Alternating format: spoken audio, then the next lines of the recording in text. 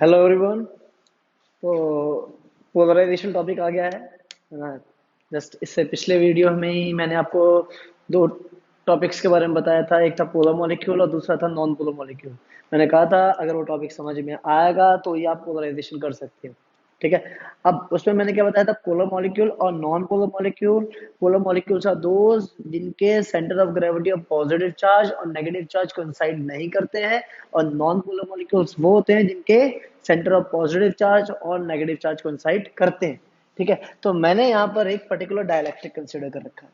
ठीक है। ध्यान से देखिए, ये एक डाइलेक्ट्रिक है। अब ये कैसा डाइलेक्ट्रिक है भाई? इसके मॉलिक्यूल्स के ऊपर ध्यान दीजिए। जैसा मॉलिक्यूल वैसे डाइलेक्ट्रिक। तो इसका जो मॉलिक्यूल है वो समथिंग ऐसा है। अगर पिछली वीडियो देखी है तो उसमें मैंने शेप के बारे में जरूर बताया था कि पोलर मॉलिक्यूल की शेप कैसी होगी और नॉन पोलर मॉलिक्यूल की शेप कैसी होगी। तो ये पर्टिकुलर शेप कैसी दिख रही है आपको? स्फेरिकल। तो स्फेरिकल शेप किसकी होती है? नॉन पोलर मॉलिक्यूल की। तो नॉन पोलर मॉलिक्यूल में क्या होता है? पॉजिटिव चार्ज और नेगेटिव चार्ज सेंटर पर होते हैं। That is the center of negative charge and center of positive charge, they coincide, और coincide करने के बाद उनका net dipole moment क्या होता है? जीरो। तो इसका मतलब ये कैसा डाइलेक्ट्रिक हो गया? Non polar dielectric. तो ये कैसा डाइलेक्ट्रिक है?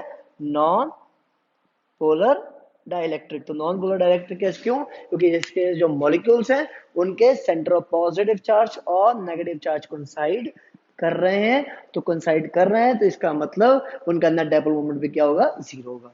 तो मैंने यहाँ लिखा भी हुआ है, in the absence of electric field.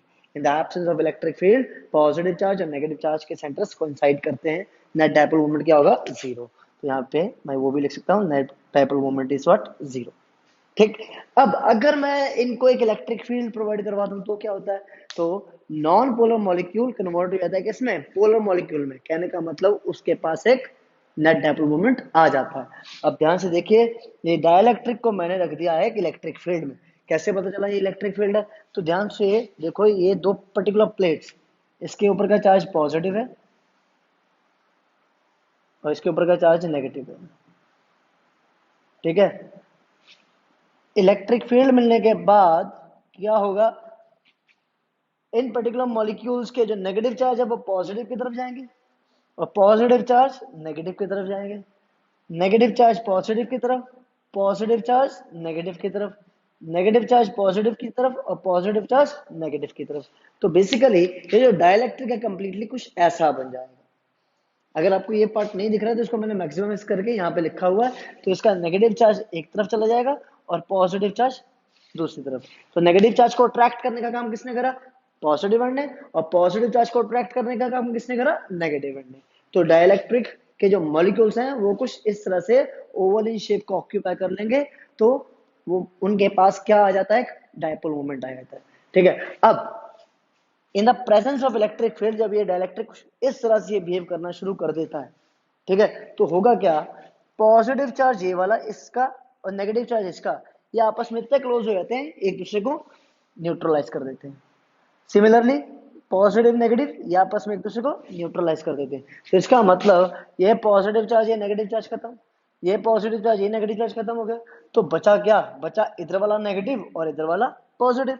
तो same will be the case in all the particular molecules going down. ठीक है। तो होगा क्या? आपके पास बचता क्या है फिर? आपके पास बचेगा कंप्लीटली एक तरफ नेगेटिव चार्ज और एक तरफ पॉजिटिव चार्ज। अब आपके किसी के दिमाग में अगर ये चल रहा है कि सर हमने चार्जिंग बाय कंडक्शन में ये ऑलरेडी स्टडी करा हुआ है कि एक पर्टिकुलर बॉडी में अगर आप उसको प्लेस करते हो किसी भी पर्टिकुलर चार्ज्ड बॉडी के पास, तो उसका एक चार्ज एक तरफ आ जाता है जो उसको अट्रैक्ट करता है और दूसरा चार्ज दूसरी तरफ चला जाता है। तो बेसिकली ये पॉजिटिव चार्ज ने नेगेटिव चार्ज को अपनी तरफ ले आना था, ठीक, और इसका पॉजिटिव चार्ज दूसरी तरफ चला जाना था। तो आपने ये डायरेक्टली क्यों नहीं बताया? है ना? ऐसा भी तो हो सकता था चार्जिंग बाय इंडक्शन में। ठीक। अब ध्यान दीजिएगा, हमने जो चार्जिंग बाय इंडक्शन पढ़ा था वो पढ़ा था कंडक्टर्स के ऊपर। और कंडक्टर्स के केस में हम डायरेक्टली ऐसे ही पढ़ते हैं कि एक पर्टिकुलर कंडक्टर को इलेक्ट्रिक फील्ड में रखोगे तो उसका नेगेटिव चार्ज एक तरफ, पॉजिटिव चार्ज एक तरफ चला जाएगा। बट अभी मैं किसके बारे में पढ़ रहा हूँ? डाइलेक्ट्रिक्स, जो कि इंसुलेटर्स की तरह बिहेव करते हैं। तो ऑटोमेटिकली उसमें इंडक्शन ना लिख के क्या लगता है? पोलराइजेशन। तो पोलराइजेशन लगने के बाद होता क्या है, उनका नेगेटिव चार्ज एक तरफ कैसे आया और पॉजिटिव चार्ज एक तरफ कैसे आया, तो ये कंप्लीट जो मैंने थोड़ी देर पहले समझाया है, ये कंप्लीट फिनोमेना कुछ इस तरह से इन्वॉल्व होता है। तो उसका एक पर्टिकुलर नेगेटिव चार्ज एक तरफ आ जाता है और पॉजिटिव चार्ज दूसरी तरफ चला जाता है।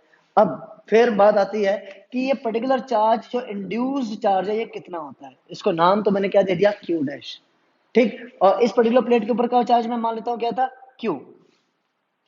अब पोलराइज्ड चार्ज जरूरी नहीं है कि जितना आपका ये पर्टिकुलर प्लेट के ऊपर का चार्ज था उतना ही चार्ज पोलराइज हो, ये जरूरी नहीं है।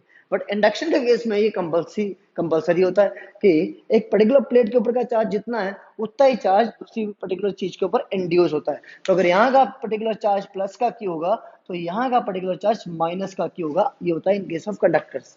But in case of dielectrics, अगर आप किसी भी डाइलेक्ट्रिक को किसी भी पर्टिकुलर इलेक्ट्रिक फील्ड में रखते हो तो प्रोड्यूस होने वाली इलेक्ट्रिक फील्ड जिस चार्ज की वजह से है, तो जितना चार्ज वो है जरूरी नहीं है उतना ही चार्ज वहां पर इंड्यूस हो। तो पोलराइजेशन फिनोमेना की वजह से जो चार्ज इंड्यूस हो रहा है वो होता कितना है, वो समथिंग होता है क्यू डैश। अब ये क्यू डैश की वैल्यू अगर मुझे निकालनी है तो क्या मैं ये निकाल सकता हूँ, बिल्कुल निकाल सकता हूँ। मुझे सिंपल एक चीज चाहिए, वो ये कि इस पर्टिकुलर डाइलेक्ट्रिक का डाइलेक्ट्रिक कांस्टेंट वो क्या होता है, के। ठीक है, तो ऑटोमेटिकली मैं कि क्यू डैश की वैल्यू निकाल सकता हूं। तो Q dash will be equal to, तो भाई जिस प्लेट की वजह से चार्ज हो रहा है इंड्यूस, उस प्लेट का चार्ज क्यू और ब्रैकेट में 1 - 1/k। तो ये एक सिंपल सा फॉर्मूला है उस इंड्यूस चार्ज को निकालने का by the method of polarization. तो ये फॉर्मूला आपको पता होना चाहिए। ठीक है, दूसरी चीज आपके पास वही सेम चीज जो कंडक्टर्स में मिलती है उसी तरह से आपका ये पर्टिकुलर डायग्राम किसमें मिलेगा, डाइलेक्ट्रिक्स में भी मिलेगा। तो फाइनली होता क्या है, अगर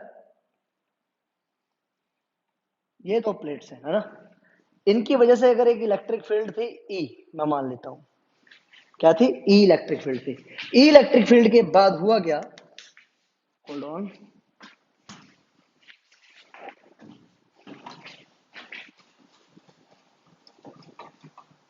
ई इलेक्ट्रिक फील्ड के बाद क्या हुआ, हमने प्लेस कर दिया एक डाइलेक्ट्रिक। ठीक, अब जो डाइलेक्ट्रिक आपने प्लेस करा उसके पास चार्जेस इंड्यूस हुए, तो ये पॉजिटिव ये नेगेटिव प्लेट्स के चार्जेस थे और इंड्यूस चार्जेस ये माइनस हो गया ये प्लस हो गया। ठीक है, तो अब जो ये प्लस और माइनस है जो ये इलेक्ट्रिक फील्ड प्रोड्यूस कर रहे थे इस स्पेस में, इस ओपन स्पेस में, ठीक है, इसको तो हमने नाम दे दिया क्या, ई। क्या नाम दे दिया अपने लोगों ने, ई नाम दे दिया। ठीक है, अगर ये पर्टिकुलर इलेक्ट्रिक फील्ड ई है तो ये जाहिर सी बात है इसमें से भी ये पास होने वाली है इलेक्ट्रिक फील्ड, तो इस इलेक्ट्रिक फील्ड को भी अपने लोगों ने क्या नाम दे दिया, ई दे दिया।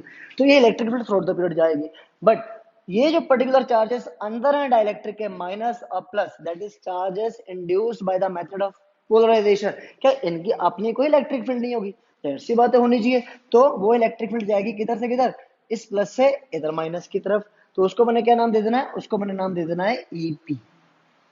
ठीक, अब अगर ये इलेक्ट्रिक फील्ड ईपी है, ये इलेक्ट्रिक फील्ड ही है, अब आपके दिमाग में ये चल रहा होगा कि एक ही पर्टिकुलर डाइलेक्ट्रिक में दो इलेक्ट्रिक फील्ड तो हो नहीं सकती, तो इसका मतलब कोई ना कोई रिजल्टेंट इलेक्ट्रिक फील्ड होगी। अब रिजल्टेंट इलेक्ट्रिक फील्ड जाहिर सी बात है दोनों का होगा सब्ट्रैक्शन, ई या बड़ी हो सकती है या तो ईपी बड़ी होगी। अब एक बार 5 सेकंड के लिए या 10 सेकंड लीजिए और सोचिए ई बड़ी होगी या ईपी बड़ी होगी, इसका यूज कर लेना, अपने आप आइडिया हो जाएगा। ज्यादा चार्ज ज्यादा इलेक्ट्रिक फील्ड, तो चार्ज किसका ज्यादा है, बाहर वाले का। कैसे पता चला, 1 - 1/k, something factor is being decreased. तो जो डिक्रीज हो रहा है तो ऑटोमेटिकली क्यू डैश जो चार्ज होगा वो क्यू से कम होगा। अगर कंडक्टर होता तो कंडक्टर का डाइलेक्ट्रिक कांस्टेंट के होता है इनफाइनाइट, तो के जीरो, के इनफाइनाइट रखने के बाद 1/∞ 0, तो automatically Q dash will be equal to Q. तो मैंने यही बोला था ये आपस में क्या होंगे, सेम हो जाएंगे। But in case of dielectric Q dash will be always less, अगर क्यू डैश लेस होगा तो इसका मतलब EP electric field will be less. अब ये ईपी इलेक्ट्रिक फील्ड जो आपकी कम है किससे, ई से, तो इसका मतलब इसके अंदर एक नेट इलेक्ट्रिक फील्ड होगी जिसको आप नाम दे सकते हो ई नॉट। क्या नाम दे सकते हो, ई नॉट। अब ये ई नॉट जो इलेक्ट्रिक फील्ड है इसकी वैल्यू कितनी होगी, तो E nought electric field will be equal to E minus EP. Clear.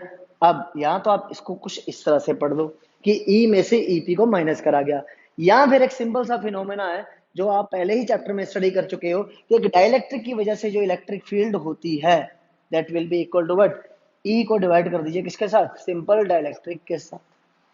भाई किसी भी डाइलेक्ट्रिक में अगर इलेक्ट्रिक फील्ड है तो ऑटोमेटिकली वो डिक्रीज होती है।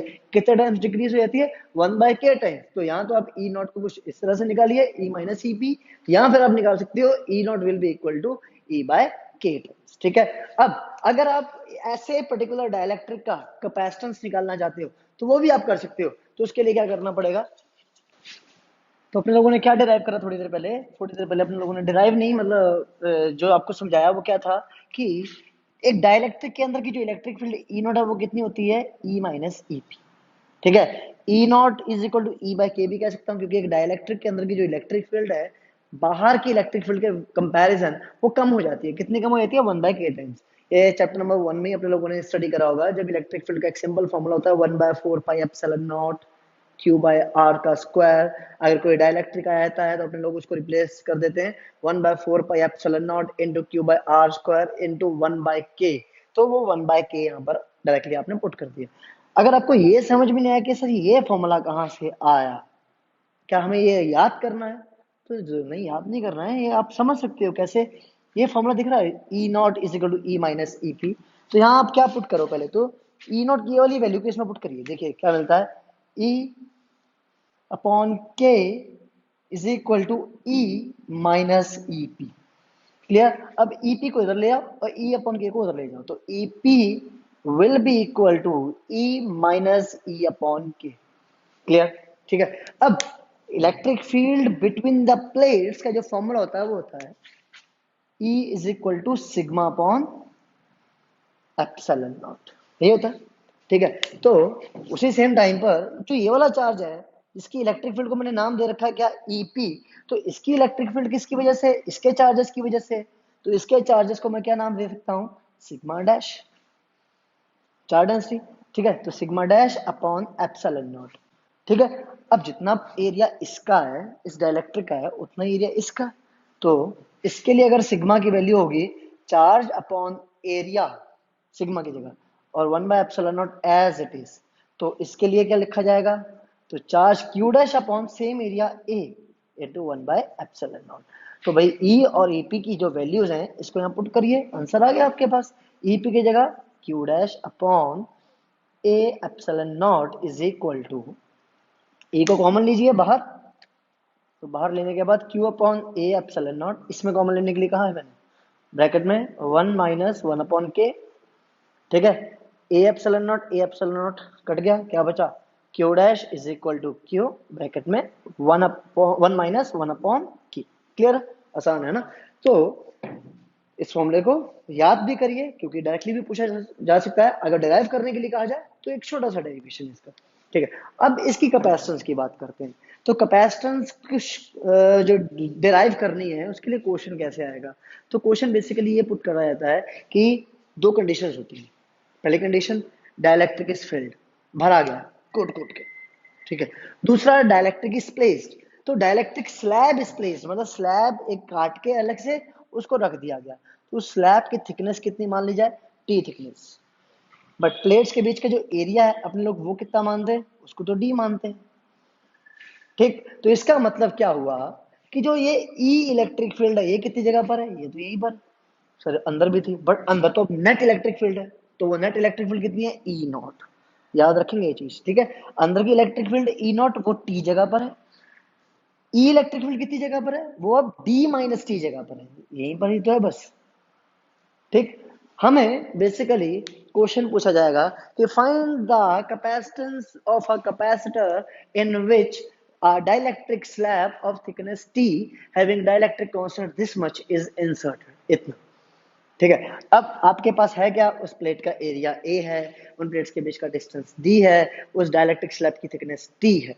ठीक है। और उस डाइलेक्ट्रिक का कांस्टेंट K है। तो आपको वही सेम चीजें दोबारा से चाहिए होंगी, कैपेसिटर की इलेक्ट्रिक फील्ड E का फॉर्मूला वो कितना होता है, तो भाई electric field E is equal to होता है sigma upon epsilon naught. Sigma का फॉर्मूला, तो सिग्मा होता है Q बाय A। ठीक है, कैपेसिटेंस के लिए फॉर्मूला तो C इज इक्वल होता है Q अपॉन V। तो बेसिकली अगर कैपेसिटेंस चाहिए तो मुझे दोबारा से V निकालना है। ठीक है, तो इन प्लेट्स के बीच में अगर आपको V निकल आए, आप अगर V निकाल लो, उस V को यहां पुट करिए, कैपेसिटेंस डिराइव हो जाएगा। तो भाई प्लेट्स के बीच में V होगा, बिल्कुल होगा। क्यों होगा? क्योंकि इलेक्ट्रिक फील्ड है, और V का जो फॉर्मूला होता है इलेक्ट्रिक फील्ड के टर्म्स में वो होता है E टू कोई भी डिस्टेंस कवर्ड, है ना। तो ये डिस्टेंस D कितना है, ये इलेक्ट्रिक फील्ड E कितनी है, ये पता चल जाए। ठीक है, अब भाई इसके अंदर इलेक्ट्रिक फील्ड एक नहीं है, दो दो है। एक ये वाला एरिया कवर कर रही है भाई, ठीक है, और एक ये वाला पार्ट कवर कर रही है भाई। तो इसका मतलब तीनों पोटेंशियल्स को आपने क्या करना है, ऐड करना है। तो भाई potential V will be equal to, तो एक पोटेंशियल तो हो गया इलेक्ट्रिक फील्ड E की वजह से। तो इलेक्ट्रिक फील्ड E की वजह से जो पोटेंशियल है वो कितनी जगह पर है, वो है D माइनस टी जगह पर। तो electric field into distance covered will be giving you a potential V, and that potential will be across this empty space जहां पर डाइलेक्ट्रिक नहीं है। फिर डाइलेक्ट्रिक का अपना पोटेंशियल वो भी ऐड करना पड़ेगा। तो वो कितना होगा, तो वो कौन सी इलेक्ट्रिक फील्ड की वजह से, नेट इलेक्ट्रिक फील्ड, और वो क्या है, ई नॉट। तो ई नॉट को मल्टीप्लाई करना पड़ेगा किसके साथ, थिकनेस टी के साथ। तो E nought will be multiplied by thickness T. ठीक है, अब बात आती है ई नॉट की। तो ये ई नॉट कितनी है, तो ई नॉट की वैल्यू अपने लोगों ने लिखी हुई है, कितनी है ये, ई बाय के। इसको यहाँ पुट कर दीजिए। तो E into D minus T plus E by K into T. Clear? तो potential V will be equal to, E को ले लिया common, bracket D minus T plus T by K. अब इलेक्ट्रिक फील्ड E का formula sigma by epsilon naught. तो V will be equal to sigma by epsilon naught bracket में D minus T plus T by K. बात आई sigma की, तो sigma कितना, Q by A. तो V will be equal to Q by A epsilon naught D minus T plus T by K. Clear? अब V निकाल लिया, मैंने कहा था V निकालने के बाद C में पुट कर देना। तो C का फॉर्मूला Q बाई V, यहाँ कैपिटल लिया यहाँ स्मॉल लिया, कोई फर्क नहीं पड़ता है। तो इस V को इसमें पुट करिए, C is equal to Q upon V की जगह Q upon A epsilon naught bracket में D minus T plus T by K. तो बड़ा Q से Q हो जाता है कैंसल। तो C will be equal to epsilon naught A upon D minus T plus T by K. Clear है? कोई दिक्कत तो नहीं। तो ऑटोमेटिकली ये आपके पास कैपेसिटेंस का फॉर्मूला निकल आया। अब ये कैपेसिटेंस किसके लिए है, ये एक डाइलेक्ट्रिक के लिए है। जब आप एक डाइलेक्ट्रिक को प्लेस करते हो इसके अंदर, कैपेसिटर की प्लेट्स के बीच में, तो capacitance of a capacitor when a dielectric is placed, dielectric is slab is placed between the plates of a capacitor, तो कैपेसिटेंस का फॉर्मूला निकल के ये आता है। अब सुनते रहिएगा भाई, यहाँ पर अब ये दो प्लेट्स हैं भाई, है ना, और ये आपके पास थी डाइलेक्ट्रिक। इस डाइलेक्ट्रिक कांस्टेंट है के, और इसने थिकनेस कवर करी है टी। ठीक, अब ये जगह तो खाली है ना, ठीक। बट अगर मैं इस जगह को भी इसी डाइलेक्ट्रिक के साथ भर देता, तो थिकनेस टी की जगह क्या आया था, अब टी की जगह आया था डी। तो मैं टी को रिप्लेस कर देता किसके साथ, डी के साथ। तो पुट करके देखिए एक बार। तो C will be equal to epsilon not A upon D minus D plus D upon K, मतलब टी को डी के साथ रिप्लेस कर दिया, तो डी से डी कैंसिल हो जाएगा। तो C will be equal to what, K epsilon not A upon D. तो बेसिकली अगर capacitance of a capacitor air filled capacitor होगा, उसके अंदर जब जस्ट हवा है ना, तो जस्ट हवा है, कुछ और नहीं है, कोई डाइलेक्ट्रिक नहीं है, तो उसकी कैपेसिटेंस का फॉर्मूला होता है एप्सिलॉन नॉट ए अपॉन, ये आपने पिछली वीडियो में डिराइव करा हुआ है। ठीक, बट अगर आपने उसको डाइलेक्ट्रिक के साथ भर दिया और उस डाइलेक्ट्रिक कांस्टेंट के है, तो कैपेसिटेंस को डायरेक्टली किससे मल्टीप्लाई कर देना, के से। ठीक है, अगर डाइलेक्ट्रिक को भरा नहीं है, किसी स्लैब का रखा हुआ है, तो उसके लिए फॉर्मूला आ जाता है epsilon not A upon D minus T plus T by K. ठीक, अब अगर क्या हो कि मैं डाइलेक्ट्रिक ना भर के कंडक्टर भर देता, तो क्या होता, तो कुछ देखिए, कंडक्टर के अंदर की जो इलेक्ट्रिक फील्ड है वो क्या होती है, जीरो। ठीक है, एक मिनट।